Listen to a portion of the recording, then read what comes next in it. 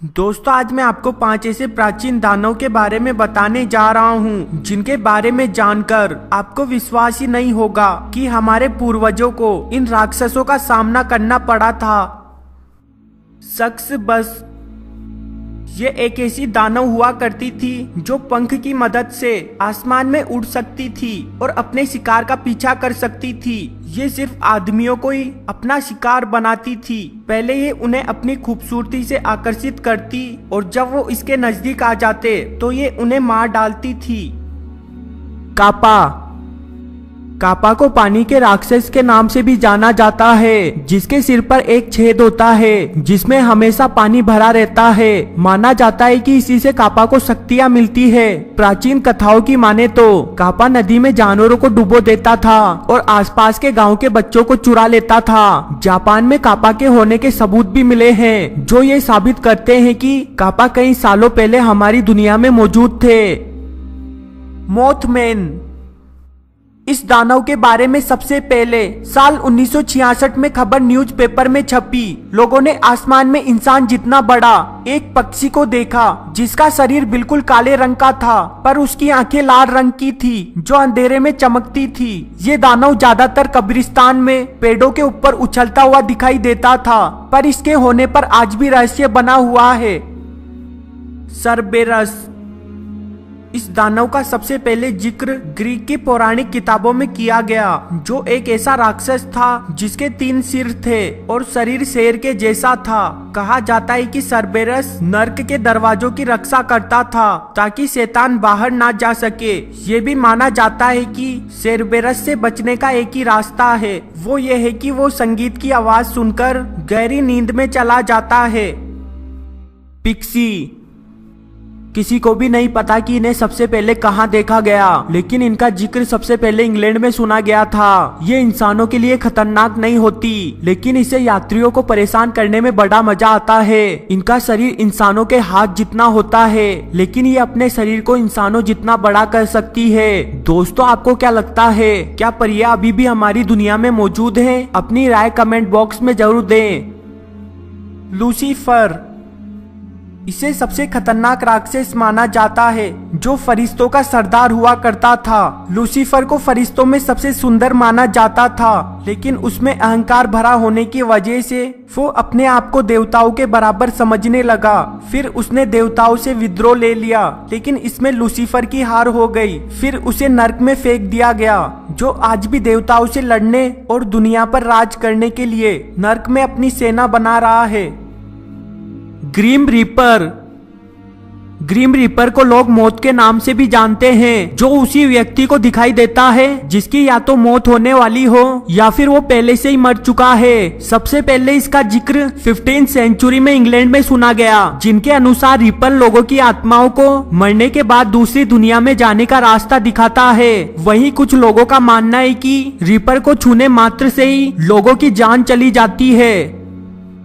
Siren Greek mythology के अनुसार siren एक खूबसूरत लेकिन खतरनाक क्रिएचर है जो बिल्कुल जलपरियों जैसी लगती है, लेकिन ये उनसे बिल्कुल अलग होती थी, जो समुद्र में मछुआरों को अपनी सुरीली आवाज से मोहित कर लेती थी और उन्हें पानी में डुबोकर मार देती थी। कहा जाता है कि सेरिन के गाने में इतनी शक्ति होती है कि इंसान सब कुछ भूलकर सेरिन की आवाज की ओर दौड़ा चला जाता है और सेरिन का शिकार हो जाता है।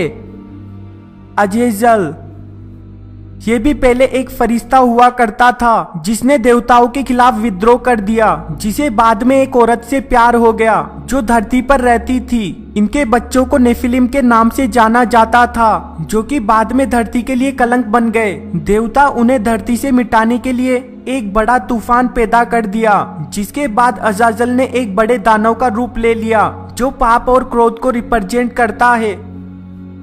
फिनेक्स क्रिएचर ग्रीक मैथोलॉजी के अनुसार फिनेक्स का शरीर एक औरत जैसा है, जिसके नीचे का हिस्सा शेर के जैसा, पंख ईगल के जैसे और सांप के सिर जैसी पूंछ होती है, जिसके हमले से बच पाना लगभग नामुमकिन माना जाता था। मिनोचर इस राक्षस का सिर बैल का और नीचे का शरीर इंसान जैसा था, जो काफी गुस्सैल स्वभाव का होता था और अपने सामने आने वाले जीवों को नुकसान पहुंचाने से भी नहीं कतराता था। कहा जाता है कि मिनोचर का जन्म इंसान के द्वारा ही हुआ था। द लेसी। पौराणिक किताबों की माने तो लेसी जंगल में रहने वाली एक बुरी आत्मा है, जो दिखने में एक बुढ़े आदमी जैसी लगती है और जंगल से गुजरने वाले लोगों को अपना शिकार बना लेता है। लोगों के अनुसार लेसी का शरीर काफी बड़ा होता है और उनके लंबी लंबी दाढ़ी उगी होती है। लेसी अपने आप को किसी भी जीवित जानवर या फिर किसी भी पेड़ में बदल सकता है। कई लोगों का कहना है कि लेसी एक ऐसी आत्मा है जो जंगल को दुष्ट आत्माओं से बचाती है। गोब्लिन्स। कुछ लोग इसे दानव मानते हैं, वहीं कुछ लोग इसे बुरी शक्तियों से रक्षा करने वाला समझते हैं, जो जंगल में पेड़ों के ऊपर रहते हैं। जब भी कोई इनके घर को काटता है तो ये उस पर गुस्सा हो जाते हैं और उसे जान से मार देते हैं। वहीं कुछ लोग इसके पेड़ के नीचे खाना रख देते हैं ताकि वो उन लोगों से खुश हो जाए और उनके घर की रक्षा हमेशा करता रहे। Jersey devil. ये एक प्राचीन दानव है, जिसके पंख होने की वजह से वो हवा में उड़कर शिकार कर सकता था। उसका सिर घोड़े जैसा होता था, पर उस पर सींग लगे हुए थे, जिसका डर लोगों के दिलों में घर कर गया था। यहाँ तक कि उसे पकड़ने के लिए $10,000 का इनाम रखा गया। Black dogs.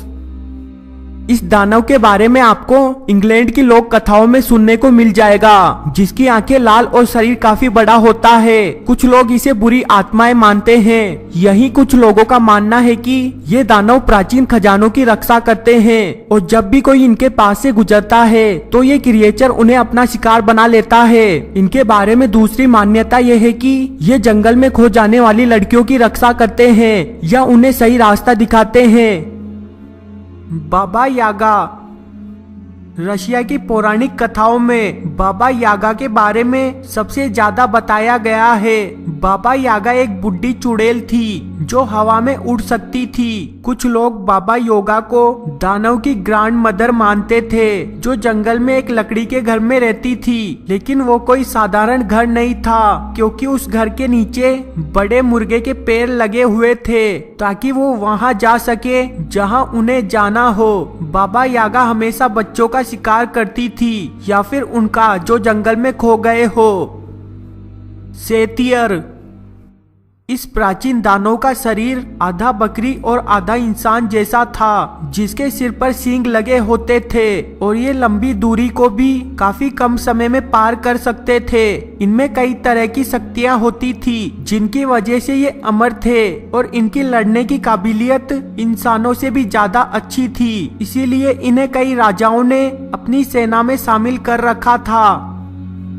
हार्पी। ये एक ऐसा जानवर था जो आधा औरत और आधा पक्षी जैसा दिखता था। हार्पी जब भी कोई सुंदर व्यक्ति को देखती तो वो उसका अपहरण कर लेती थी। हार्पी को एक गुस्सैल क्रिएचर माना जाता था, जिसको लोगों का खाना चुराने की आदत थी। जब भी कोई इसे इंसान नहीं मिलता तो ये उसके पालतू जानवर को उठा ले जाती थी। हार्पी का जिक्र पौराणिक किताबों में भी देखा गया है, जिसमें ये इंसानों से लड़ रही है। मेना नंगल। इस दानव का जिक्र सबसे पहले फिलीपींस में सुना गया, जिसके बाद मलेशिया और थाईलैंड में भी, जहां इसे देखे जाने की घटनाएं सामने आने लगी। वहां के लोगों के बीच इसका डर आज भी मौजूद है। वो लोग इसे शैतान का एक रूप मानते हैं। कहा जाता है कि जब ये शिकार पर निकलता है तो ये अपने नीचे का शरीर अलग कर लेता है, ताकि वो हवा में उड़ सके और लोगों का शिकार कर सके। बबक। सबसे फेमस कहानी की माने तो जब भी रात को पूरा चांद दिखाई देगा तो बबक उन लोगों के कपड़े सिलता है जिन्हें उसने मार डाला था, जो खेतों में लगे पुतले जैसा लगता था। वो मासूम बच्चों के रोने जैसी आवाज निकालता था, ताकि लोग उसकी आवाज सुनकर उसके पास आ जाए और वो उनको मारकर खा जाए। गोल। इसे आप पिशाच के नाम से भी जानते होंगे। अरेबियन प्राचीन किताबों की माने तो ये रेगिस्तान में रहने वाला और अपने शरीर का आकार बदलने वाला दानव था, जो खुद को जानवर में बदल लेता था, ज्यादातर लकड़ बंगे के रूप में, जो शिकार को रेगिस्तान या फिर सुनसान जगह पर ले जाकर उन्हें खा जाता था। ये ज्यादातर बच्चों का शिकार करता था, लोगों का खून पी जाता था, सिक्कों को चुरा लेता था या फिर मरे हुए लोगों को खा जाता था। दोस्तों, मुझे इस वीडियो के लिए आपका सिर्फ एक लाइक चाहिए, जिसे देने में आपको सिर्फ 1 सेकंड लगेगा। और वीडियो के नीचे एक लाल बटन है, उस पर क्लिक कीजिए और सब्सक्राइब कीजिए। वीडियो देखने के लिए धन्यवाद। प्लीज सब्सक्राइब करना ना भूलें।